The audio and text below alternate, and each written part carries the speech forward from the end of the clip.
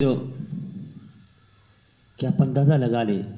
کہ نبی کریم صلی اللہ علیہ وسلم جمعہ کا خطبہ ارشاد فرماتے تھے، ایک کھجور کے تنے سے ٹیک لگا کر ایک انصاری صحابیہ نے دیکھا، نے کہا یا رسول اللہ میں آپ کے لیے کوئی چیز بنوا دوں، ممبر ٹائپ کی بڑھئی ہے، اس بڑھئی کو کہہ دیتی ہوں آپ کے لیے ممبر بنا دے۔ تو نبی کریم صلی اللہ علیہ وسلم نے اس پیشکش کو قبول فرمایا ٹھیک ہے۔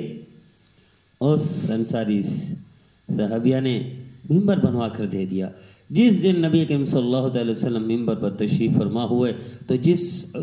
کھجور کے تنے کے ساتھ ٹیک لگا کر سرکار دو عالم صلی اللہ علیہ وسلم خطبہ دیا کرتے تھے، وہ چیخ پڑا اٹھنی کی طرح، رویا، پھٹ پڑا کہ وہ جدائی برداشت نہیں کر سکا نبی کریم صلی اللہ علیہ وسلم کی، وہ محبت میں پھٹ پڑا، یہاں تک کہ نبی کریم صلی اللہ علیہ وسلم خطبہ سے تشریف فرما ہوا نیچے اور اس کھجور کے تنے کو گلے لگایا، اسے تسلی دی، اس سے پیار کیا۔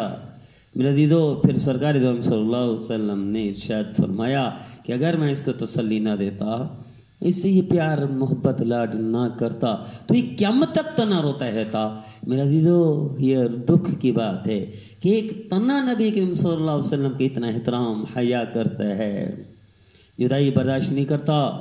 اور سرکار دو عالم صلی اللہ علیہ وسلم سے اتنی محبت کرتا ہے۔ آج کے مسلمان کس درجے کی محبت کرتا ہے کہ آنکھوں سے بھی نافرمان حضور کا، زبان سے بھی نافرمان نبی کریم صلی اللہ علیہ وسلم کا، دل سے بھی نافرمان سرکار دو عالم صلی اللہ علیہ وسلم کا، اور ساری زندگی دن رات معیشت بازار ہر جگہ پہ نافرمانی ہے، اور اتنا بھی وہ نہیں ہے، احساس نہیں ہے جتنے کھجور کے تنے کو تھا۔ وہ کھجور کا تنا اتنا رویا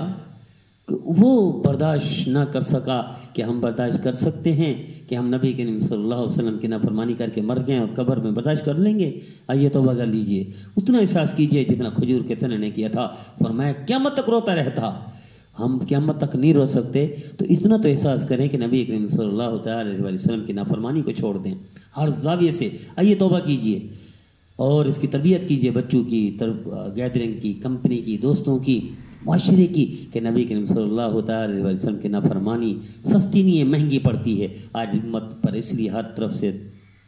آفتیں ہیں، مصیبتیں ہیں، کیونکہ نبی کریم صلی اللہ علیہ وسلم کی ہر سنت کو امت نے چھوڑا ہے، تو کیسے سکون ملے گا؟ آئیے توبہ کر لیجئے، اتنا احساس کر لیجئے کہ جتنا تنے نے کیا تھا۔